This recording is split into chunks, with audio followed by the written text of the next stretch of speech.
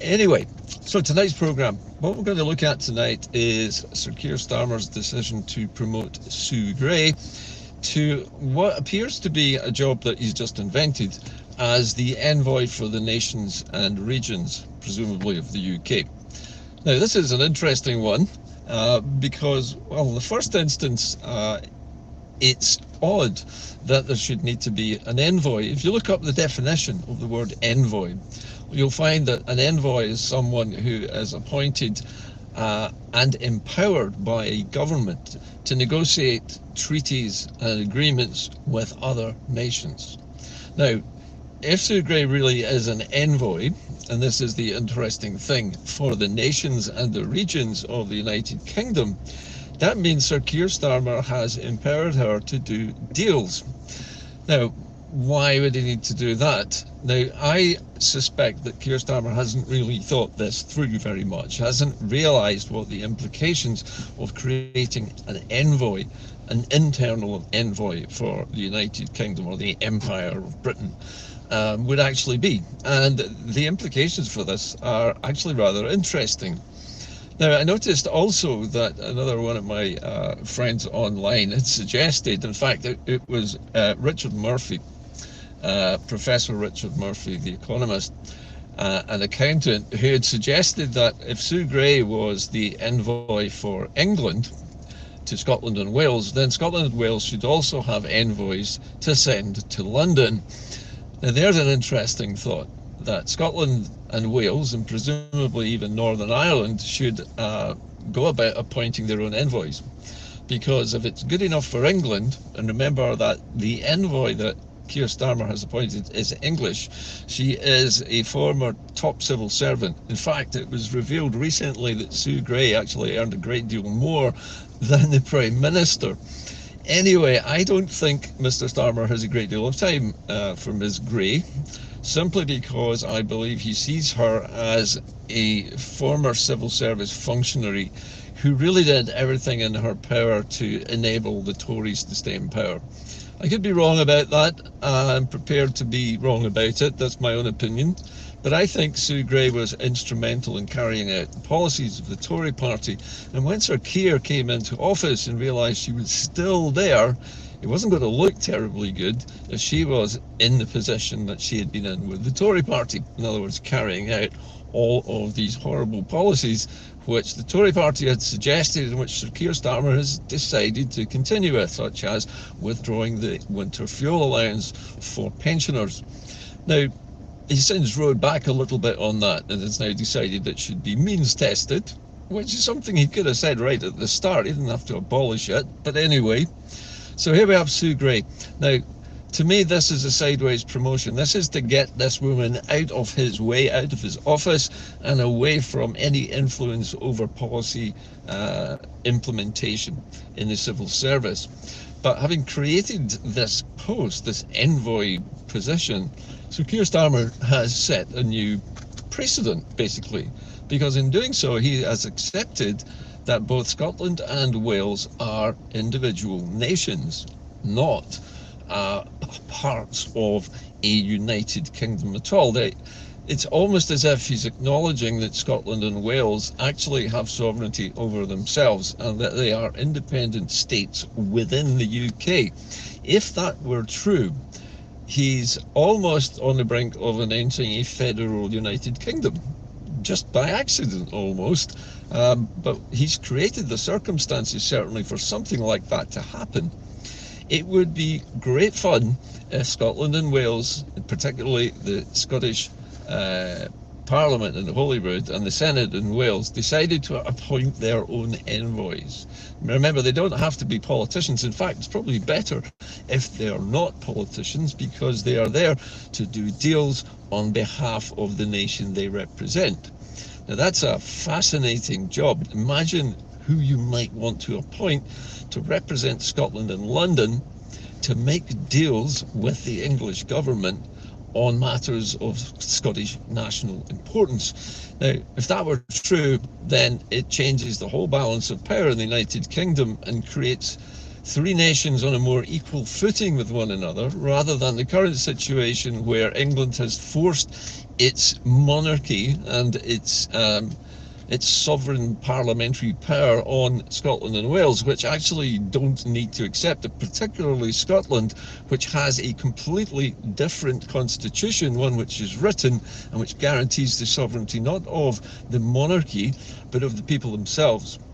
So this is a weird day at the point where Kier Starmer thinks he's got rid of somebody he doesn't particularly want to have around, but has now created a new rod for his back. So it's an interesting one, and it'll be fascinating to see what the reaction is by other political parties in Scotland, and more importantly, the whole independence movement at large, because there's been a great deal of joking and hilarity over this latest appointment. So that was one thing. Now, the other thing that came up on my feeds today, and I think this is a very important point, was one particular environmental campaigner was pointing out the bleeding obvious. Kier Starmer has announced a £22 billion investment in England into carbon capture and storage. That would be allowing gas-fired power stations to ramp up production of gas-powered electricity generation, on the basis that at some point in the future, in the next decade, they will have equipment attached to these power plants which can scrub the carbon dioxide out of the exhaust and pipe it undersea out into spent North Sea oil wells. In other words, pipe it back down into the porous rocks out of which they have extracted natural gas already.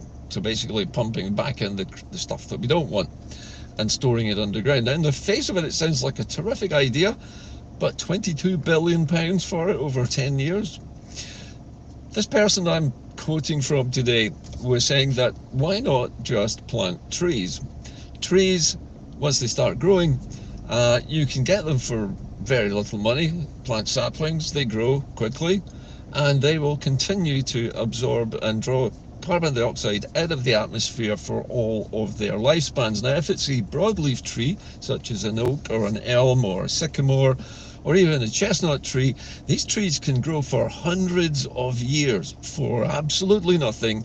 They are going to suck carbon dioxide out of the air and use that as a construction material to build more timber into the tree, and at the same time exuding oxygen as they breathe out as part of their process of photosynthesis. So as well as cleaning the carbon dioxide out of there for nothing, trees also produce oxygen, which obviously we need for breathing. But quite apart from that, there are far more advantages to using trees and forests to clean carbon. And the most obvious thing in the world is so simple. Trees provide shade, which keeps the ground cool, keeps the moisture in the ground, binds the soil together, prevents erosion, and basically keeps farmland fertile. And allowing shade basically means that the land stays cool, so water doesn't evaporate, crops grow better. It also prevents river erosion, stops mountainsides from sliding over roads because the tree roots bind the soil together. They also absorb the rainfall as well as slowing it down, and they provide a vast array of habitats for all sorts of wild animals, great and small, anything from fallow deer all the way down to the tiniest microscopic bugs which live in the bark and the leaves of trees. Add to that bird life and squirrels and foxes and all kinds of other animals which inhabit forests, and you've got a biosphere going as well. So quite apart from scrubbing all this rubbish out of the atmosphere virtually for nothing for hundreds of years with no other investment necessary, there is no real downside. We would just have to plant enough of them over enough of an area to start hoovering carbon dioxide out of there. And remember that the carbon capture and sequestration plans that Labour has announced will take at least a decade before they actually start working. If we were to start planting trees right now, we could plant millions of trees.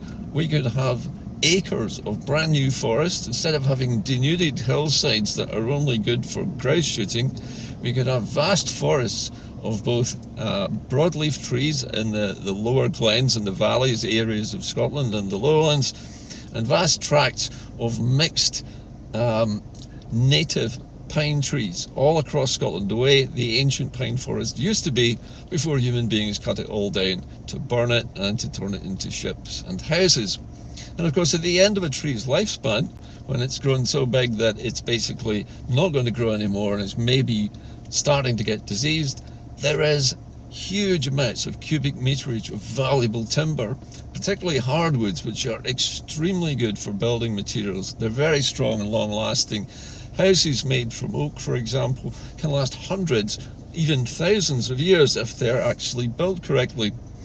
So, to my mind, this is a no-brainer. Why spend £22 billion on machinery which has never been tested, never built at scale, and nobody knows whether it'll work properly or not, as opposed to planting trees and improving not only the atmosphere, but improving the entire landscape of Scotland in the process, and encouraging vast amounts of new wildlife to return to breed and to recolonise the wild spaces in Scotland which have been denuded by centuries of burning and slashing and grouse shooting.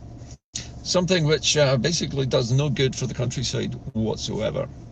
So I agree with them. I think this is a far better idea than any machinery. Yeah, I mean, you can build the machinery and it might help you bridge the gap between, let's say, gas-fired electrical production and green renewables. But then again, Scotland doesn't need to do this. We have enough renewables to run the entire country and have plenty left over to export.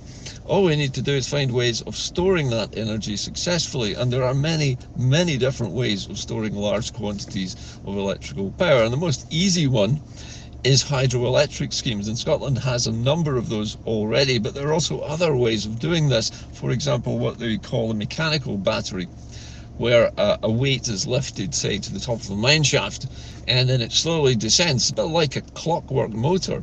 And as this huge weight descends down hundreds of feet into the mine shaft, it powers a turbine, which allows it to store and generate electricity whenever it's needed. Very simple ideas like this can be developed at much lower cost without having to build carbon capture machinery. All of this is possible. None of it is going to happen while we're under the command of Sir Kier Starmer and his Envoy. So I think it's time that we did appoint an envoy, just for fun. Somebody that we all know and love, who is likely to go down there and say, no, we're not doing that, we're not doing that either, we don't want this, we don't want GB Energy, we certainly don't want free ports, we're not having those either, make us a better offer.